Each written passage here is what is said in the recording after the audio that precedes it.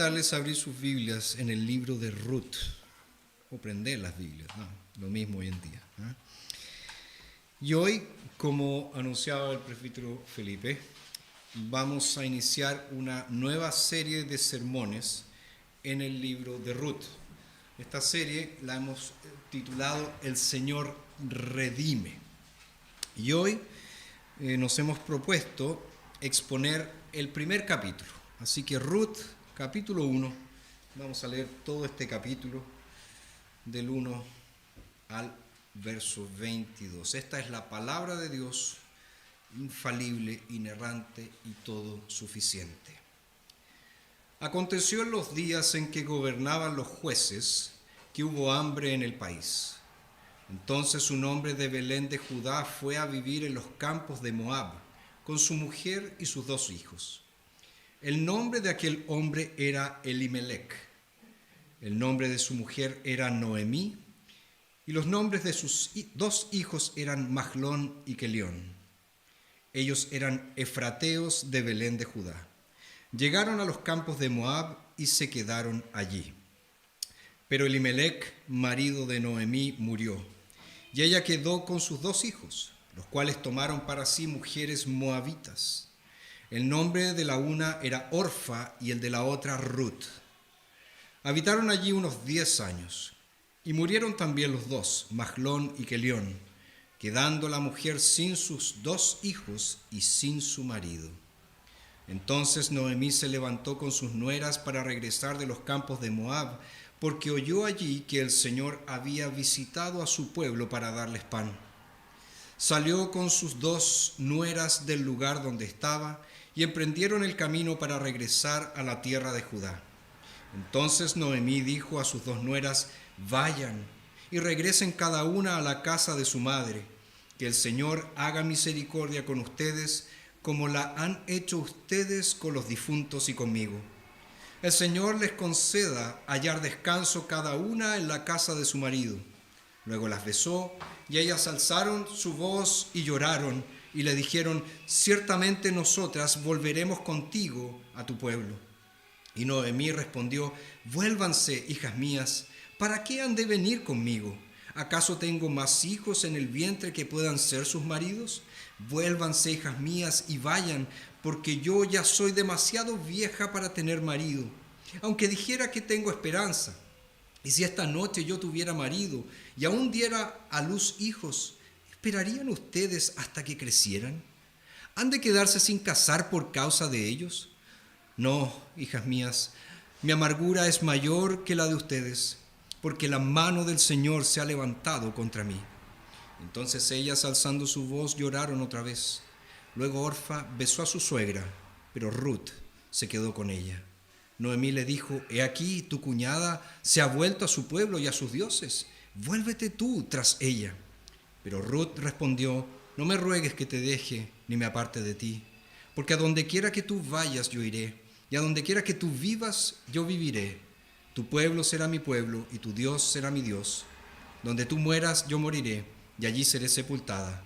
Así me haga el Señor y aún me añada, que solo la muerte hará separación entre tú y yo. Viendo Noemí que Ruth estaba tan resuelta a ir con ella, no le dijo nada más. Caminaron ellas 2 hasta que llegaron a Belén. Y aconteció que cuando entraron en Belén, toda la ciudad se conmovió a causa de ellas, y decían: ¿no es esta Noemí? Y ella le respondía: no me llamen Noemí, llámeme Mara, porque el Todopoderoso ha hecho muy amarga mi vida. Yo me fui llena, pero el Señor me ha hecho volver vacía. ¿Por qué pues me llaman Noemí? Para que ya que el Señor me ha afligido y el Todopoderoso me ha abatido. Así volvió Noemí con su nuera, Ruth la moabita. Volvieron de los campos de Moab y llegaron a Belén al comienzo de la siega de la cebada.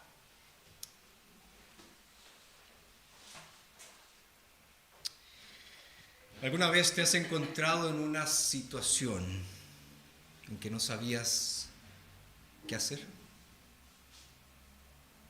¿Estabas presionado por las circunstancias y no sabías qué camino seguir? Cualquiera que fuera la opción que tomaras, sabías muy bien que habrían consecuencias. La verdad es que todos nosotros en algún momento de nuestra vida hemos enfrentado algún tipo de encrucijada. Un momento crucial donde debimos decidir. El primer capítulo del libro de Ruth nos cuenta de una pequeña familia efratea de Belén de Judá que toma algunas decisiones equivocadas en su intento de transitar por las complejidades de la vida. Y toman un camino que tiene consecuencias desastrosas para ellos.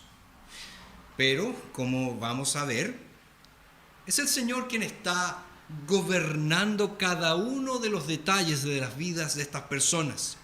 De modo que, aunque hayan tomado el camino equivocado, Dios los lleva de vuelta a salvo. Ahora, si has leído el libro de Ruth alguna vez, sabrás muy bien que es una historia de amor. ¿Y a quién no le gusta un buen romance? Yo creo que a todos nos gusta. Pero fíjense que esta historia es la historia de una extranjera que no pertenecía al pueblo de Dios, una moabita, una joven con un pasado que encuentra su lugar en el pueblo de Dios. Por lo tanto, Ruth nos enseña de inicio que los extranjeros, los extraños, pueden encontrar un lugar entre el pueblo de Dios solo por la gracia de Dios. Esa es parte del mensaje de Ruth. Pero más que eso, la historia de Ruth es la historia del gobierno soberano de nuestro Señor sobre todas las cosas. Es un registro de la asombrosa habilidad que tiene Dios para entretejer los detalles e incluso las tragedias de nuestra vida para nuestro bien. Entonces, con esto presente, esta mañana quiero hablarles del siguiente tema: la gran encrucijada de la vida. La gran encrucijada de la vida. Lo primero que el texto nos muestra con respecto a esto es la sutileza del pecado. La sutileza del pecado. El libro comienza situándonos históricamente, nos dice: aconteció en los días en que gobernaban los jueces.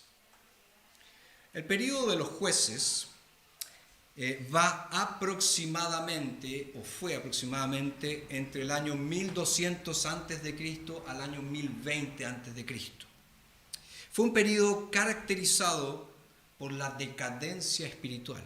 Y es por eso que muchos autores, muchos comentaristas, describen esta decadencia espiritual como una espiral descendente de apostasía. Es decir, el pueblo estaba cada vez peor, el pueblo cada vez se hundía más, el pueblo cada vez se olvidaba más del Señor.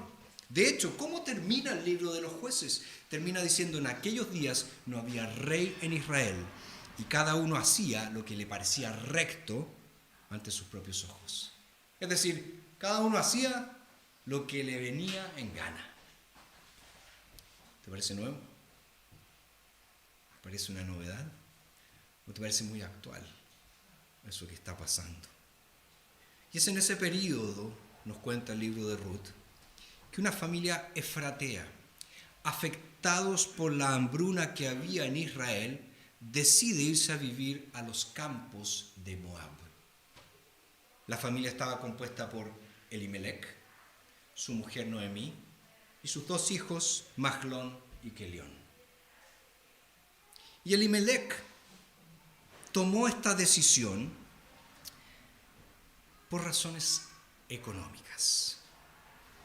En Israel las cosas no estaban bien, hubo hambre en la tierra, nos dice el texto, e incluso en Belén, de donde era esta familia, nombre que significa casa del pan, incluso en Belén no había pan, no había sustento, no había con qué mantenerse. Entonces, frente a ese escenario, obviamente la decisión de Elimelech nos parece de lo más sensata. No había comida en la tierra, por tanto me voy a otro lugar a buscar comida. Y me llevo a mi familia, porque mi familia está sufriendo, porque mi familia está padeciendo necesidad. Sin embargo, debemos notar la frase completa con que inicia este libro. Dice, aconteció en los días en que gobernaban los jueces que hubo hambre en el país.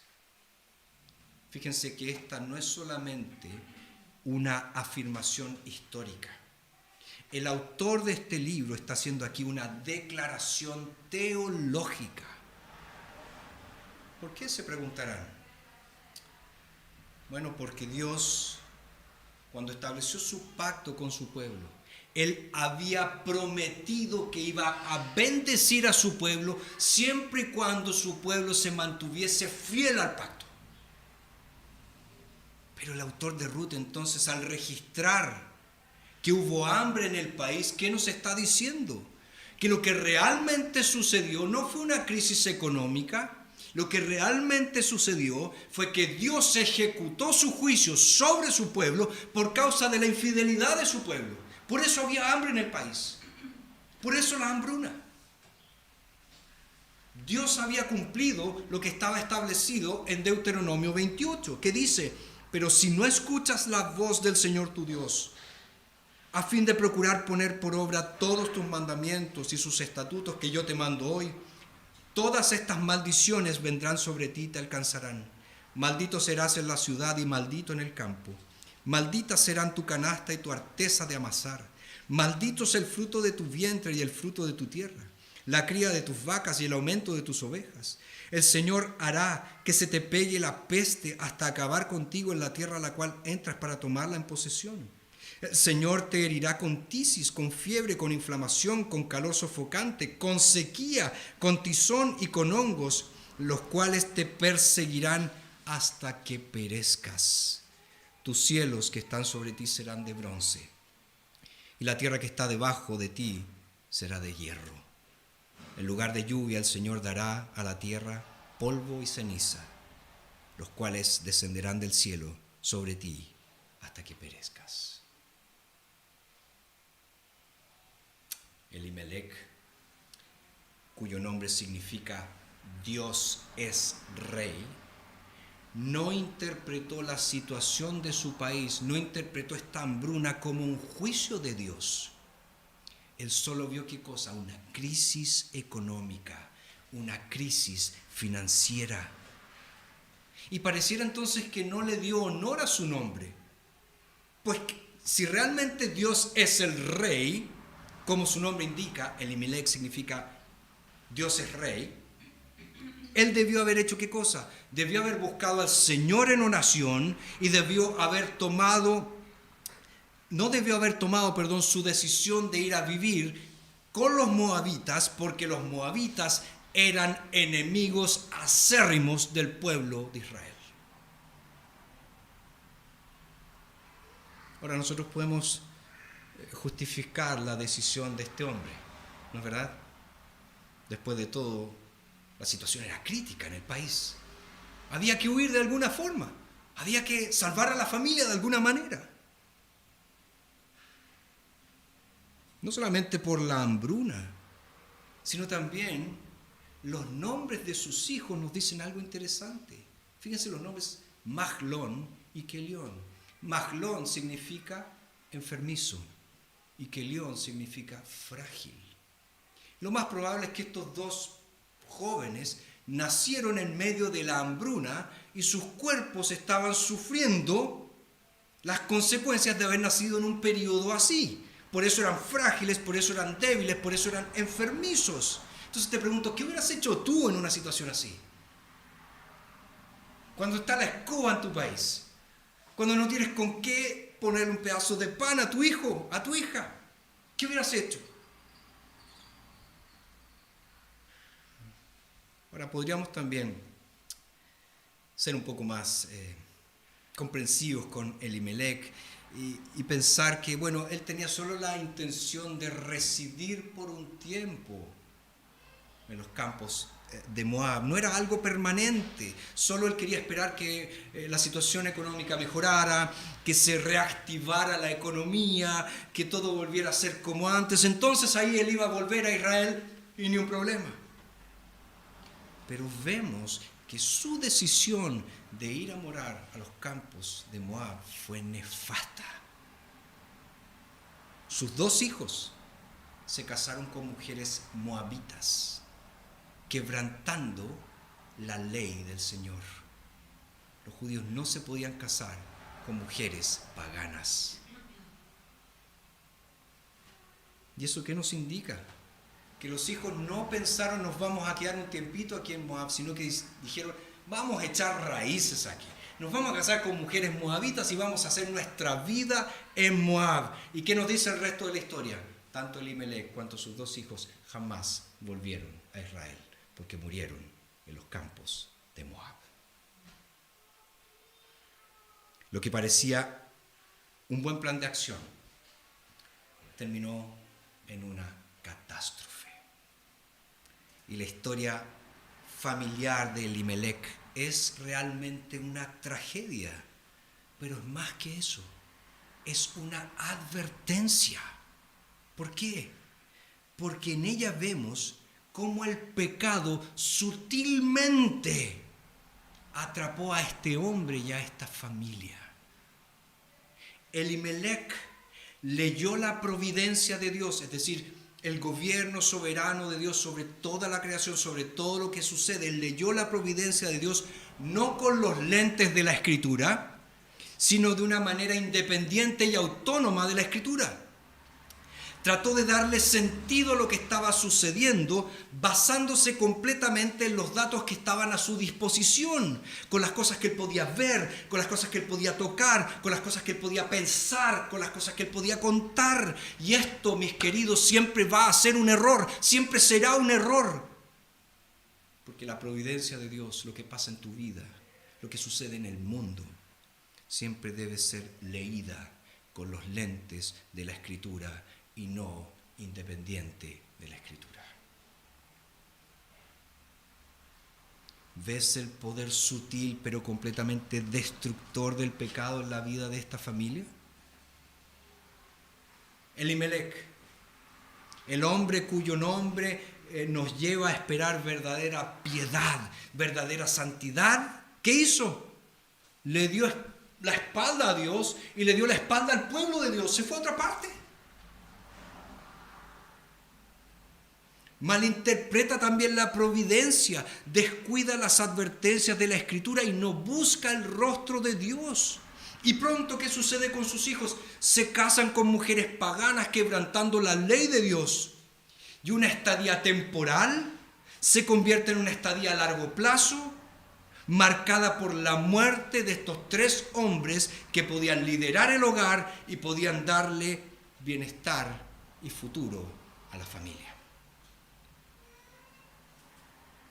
Por lo tanto, notemos en la historia de este hombre qué aterrador enemigo puede ser el pecado.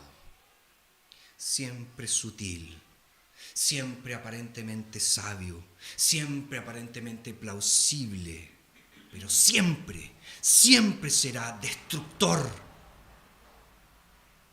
si escuchamos sus mentiras. Primera cosa entonces, la sutileza del pecado. Segunda cosa, la dura providencia. La dura providencia. Ya dijimos, Elimelec, Mahlón y Kelión murieron en Moab. Dejaron a 3 mujeres solas. Y en aquella época significaba dejar a estas mujeres en el abandono absoluto. No eran mujeres como las de hoy en día, que son independientes, que tienen sus pegas. No, quedaban en el absoluto abandono. Sin embargo, hay un plan divino que va más allá de la mala decisión de Elimelec. Dios ha estado obrando al enviar a esta familia a Moab. Dios ha estado gobernando incluso su pecado. ¿Para qué? Para que sus santos fines se cumplan. Dios incorpora a Ruth, incorpora a Orfa en esta familia hebrea, preparando cuidadosamente el escenario para el drama que seguirá. sin la nefasta decisión de Elimelec. Él quiso huir de la hambruna, sin que Mahlón y Kelión se casaran con mujeres moabitas. Sin la muerte de estos 3 hombres, Ruth jamás hubiera formado parte del árbol genealógico de nuestro Señor Jesucristo. ¿Has puesto a pensar en eso? La línea genealógica del Mesías jamás se hubiera establecido si estas cosas no hubieran pasado. No habría evangelio, no habría salvación para los hombres, no habría remedio contra el pecado y no habría respuesta para aquellos que son sutilmente engañados por el pecado. Si Elimelec no hubiera tomado la decisión equivocada y se hubiera ido a Moab y Ruth no se hubiera casado con uno de sus hijos. Entonces, ¿qué es lo que vemos aquí? Vemos en esta historia el cumplimiento de Romanos 8:28, que dice: y sabemos que Dios hace que todas las cosas, ojo, todas las cosas ayuden para bien de los que lo aman. Entonces, por muy bajo que puedas hundirte ante la pérdida de un ser querido,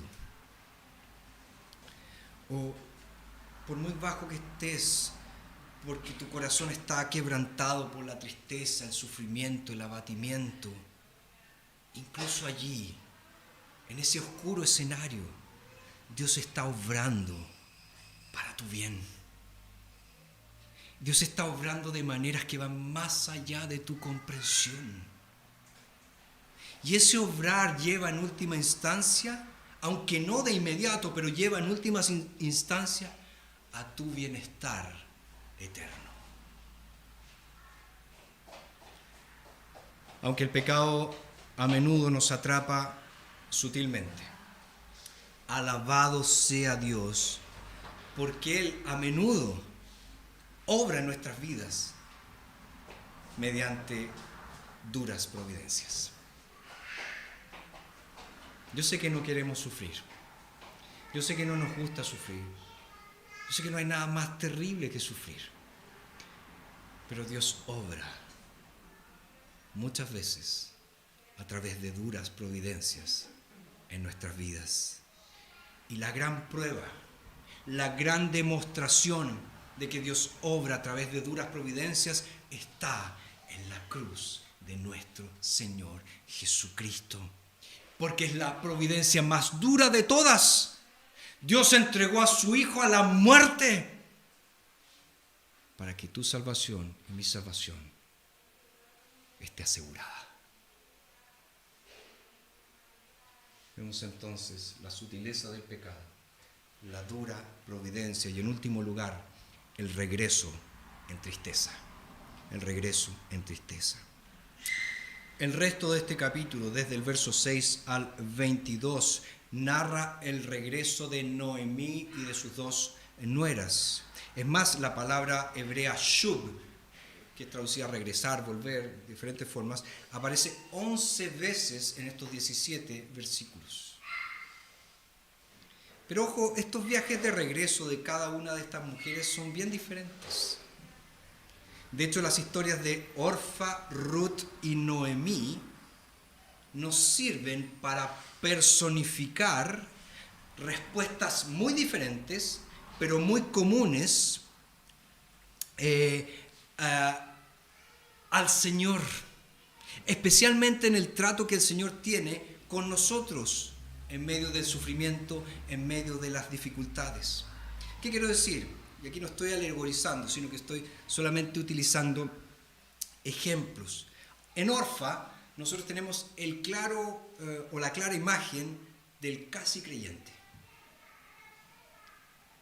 En Ruth, nosotros tenemos la imagen del nuevo creyente. Y en Noemí tenemos la imagen del creyente descarriado. Veamos rápidamente cada uno de ellos. Orfa, el casi creyente. Los versos 6 y 7 registran que estas mujeres inician su retorno a Israel porque habían oído que Dios había visitado a su pueblo para traerles pan. Es decir, habían oído acerca de la bendición de Dios. Dios nuevamente dio vuelta a su rostro, está siendo favorable a su pueblo. Volvamos a Israel. Pero vemos que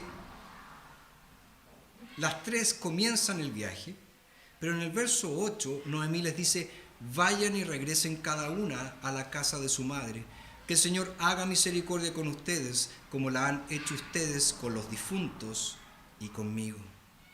Fíjense, Noemí bendijo a sus nueras invocando el nombre del Dios del pacto. Aquí es traducido por Señor, pero la palabra es Yahvé. Yahvé en hebreo significa Jehová, como nosotros lo traducimos, ¿eh? Pero el énfasis de ese nombre divino está en la fidelidad de Dios a su pacto. Entonces, ella las bendijo, pero procuró enviarlas de vuelta a sus familias moabitas. Vuelvan a la casa de su madre. No vengan conmigo. Vayan a la casa de su madre. ¿Por qué? Porque ella creía que la mejor esperanza para estas dos mujeres, para sus dos nueras, estaba en encontrar nuevos maridos. Y que sería prácticamente imposible que judíos se casaran con moabitas viudas.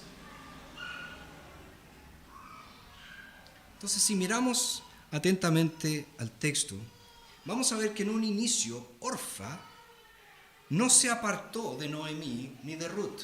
Las tres caminaban juntas, pero en el verso 10 dice: ciertamente nosotras volveremos contigo a tu pueblo.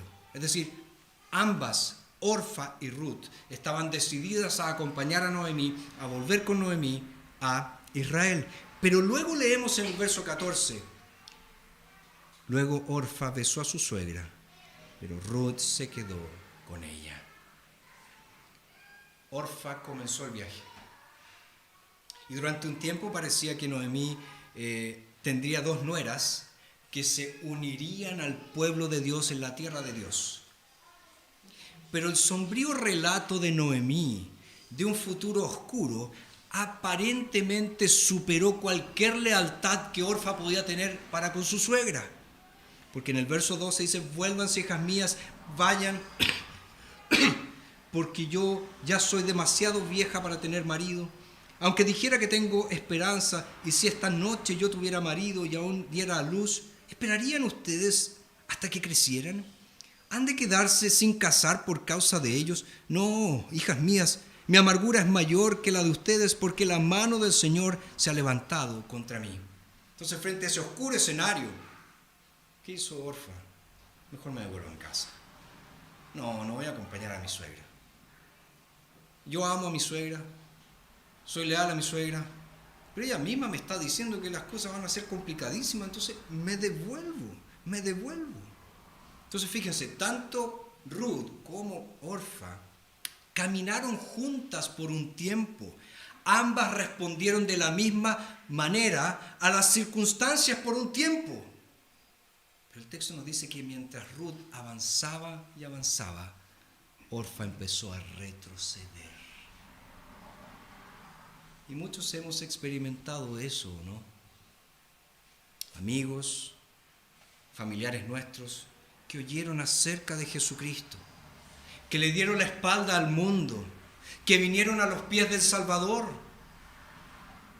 Pero también hubo otros amigos y parientes nuestros que caminaron un tiempo a nuestro lado. Y parecía que al igual que nosotros, habían llegado a formar parte del pueblo del pacto.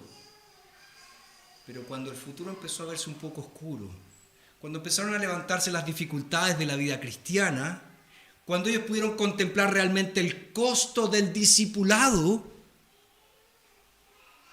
dieron marcha atrás y volvieron. Entonces vemos en Orfa al casi creyente. Estuvo cerca, pudo experimentar un poco, pero cuando vio que el discipulado era difícil, volvió atrás. Ruth, el caso del nuevo creyente. ¿Qué hizo Noemí? Bueno, Noemí le insistió a Ruth que volviera con Orfa. Le dice: he aquí tu cuñada se ha vuelto a su pueblo y a sus dioses. Vuélvete tú tras ella. Pero Ruth respondió con aquellas palabras que la hicieron famosa: no me ruegues que te deje, ni me aparte de ti, porque a donde quiera que tú vayas yo iré, y a donde quiera que tú vivas yo viviré. Tu pueblo será mi pueblo, y tu Dios será mi Dios. ¿Qué le sucedió a Ruth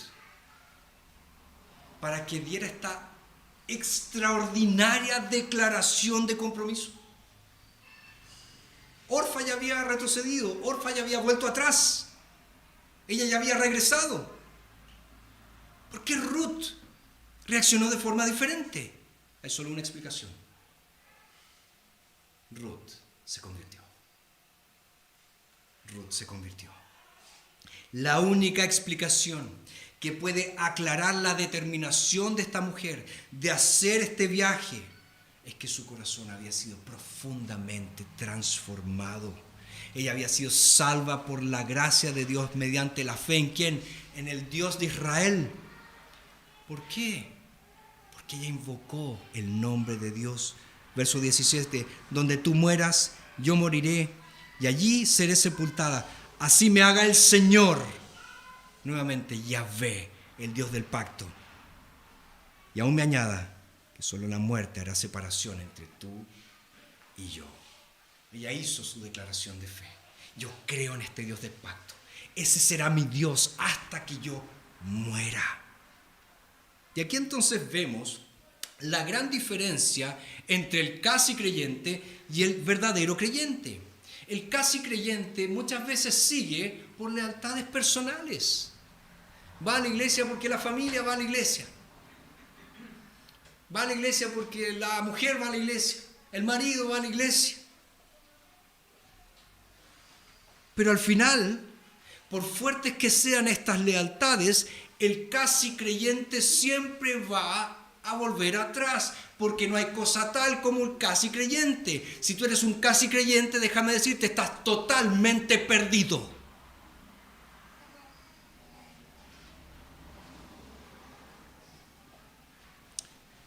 Cuando las dificultades de la vida aprietan, el casi creyente encuentra que las comodidades familiares en Moab son mucho más fáciles, mucho más placenteras que el costo del discipulado en el pueblo de Dios. Pero el nuevo creyente, ¿qué hace? Asume el costo. El nuevo creyente sabe que seguir a Jesús significará tomar la cruz. El nuevo creyente sabe, como sabía Ruth, y nos dice más adelante el libro de Hechos, que es preciso que a través de muchas tribulaciones entremos en el reino de Dios. La vida cristiana no es solo placer, solo deleite. Es difícil.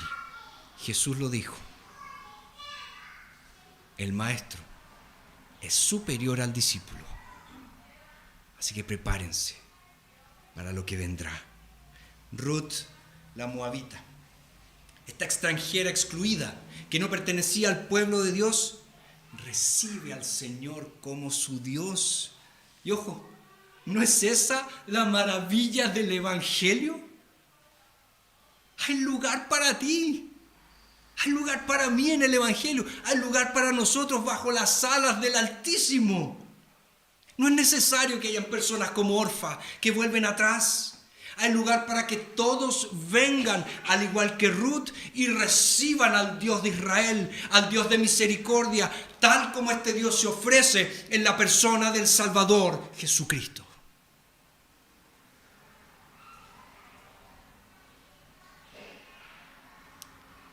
Orfa, la casi creyente, Ruth, la nueva creyente, y Noemí, la creyente descarriada. Nosotros sabemos que Noemí era una israelita, era una hija del pacto, era una creyente en el Señor Jesús. De hecho, la bendición que les dio a sus nueras, ella dice, habla del Dios del pacto, habla del Señor del pacto. Y la palabra que ella utiliza aquí, que es traducida en nuestras versiones como que el Señor haga misericordia, es la palabra hebrea Hesed. Y Hesed significa alianza de amor y misericordia. Es la palabra que en el Nuevo Testamento nosotros conocemos como gracia. Gracia. Y Dios, nosotros sabemos, le muestra Hesed, le muestra gracia a sus hijos.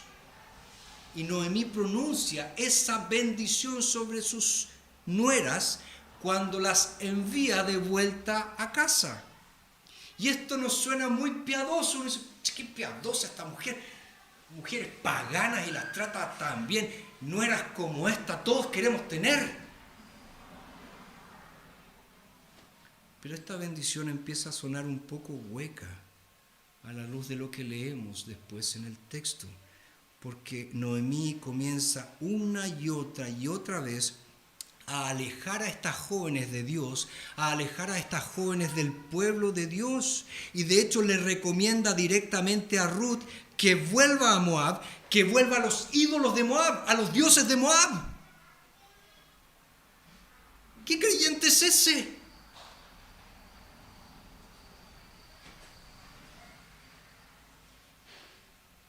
Esto revela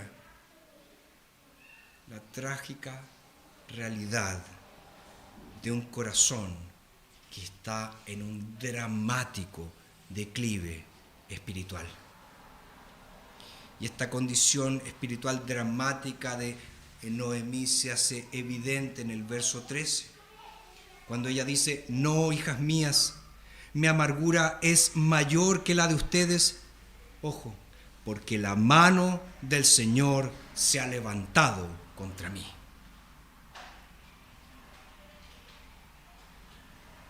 Fíjense cómo ella lee sus circunstancias. De qué manera ella lee sus circunstancias. Ella cree en el Dios soberano. Dios controla todas las cosas. Ella es súper ortodoxa en este punto. La correcta doctrina. Dios es soberano.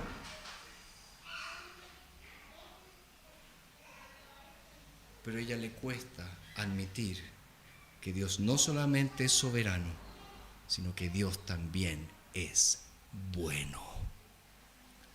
Ella solo ve la mano pesada de juicio de Dios.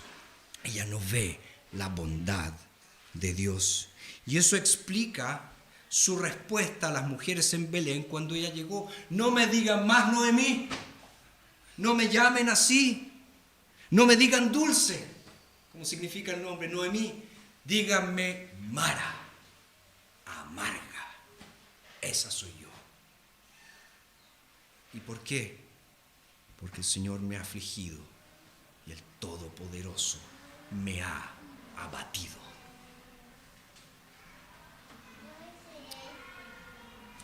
No hay cristiano en este mundo que no sufra en algún momento de su vida. Pero cuán cuidadosos debemos ser cuando llega el sufrimiento, para que no hagamos lo que hizo Noemí. El sufrimiento puede hacer que germine en nosotros una raíz de amargura en contra del Señor, cuando en realidad en el plan perfecto de Dios, Él siempre ha tenido la intención de aproximarnos a Él, de bendecirnos, de cuidarnos, de protegernos, de amarnos hasta el final. Y Noemí es un alma desesperada. Ella siente que de alguna manera Dios está tratando de destruirla. Ella puede ver, la providencia de Dios con suficiente claridad, pero ella no puede ver la gracia de Dios. Eso nos pasa a nosotros en medio del sufrimiento. Vemos la providencia de Dios, vemos la soberanía de Dios, pero no vemos la gracia, la misericordia y el amor de Dios cuando sufrimos. Al igual que Job, Noemí se presenta como el justo que sufre, la justa que sufre. Y ella quiere una explicación, ella quiere una audiencia delante de Dios, ella quiere que Dios le explique por qué está pasando lo que está pasando en su vida. Aquí vemos a una mujer que cree en el Señor, pero que se ha alejado profundamente de Dios. Pero a pesar de esta amargura de Noemí, Dios ha estado obrando para el bien de ella. Y eso queda clarísimo al finalcito de este capítulo. Dice, volvieron de los campos de Moab y llegaron a Belén, ojo, al comienzo de la siega de la cebada. Al comienzo de la siega de la cebada. Este versículo es precioso, pero muchas veces lo leemos sin darnos cuenta que está diciendo aquí el Señor. Este es un anuncio de esperanza. Es un indicio de que esta temporada de juicio, esta temporada de hambruna acabó. Ahora viene la gracia abundante y sobreabundante de Dios.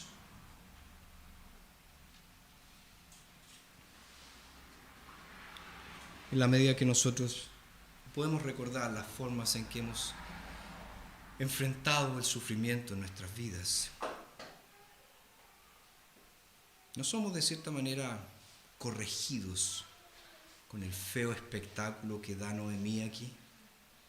Y no somos también animados con el bello espectáculo que solo hasta ahora vemos que Ruth da. Ruth, al igual que Job, ella abrazó su sufrimiento.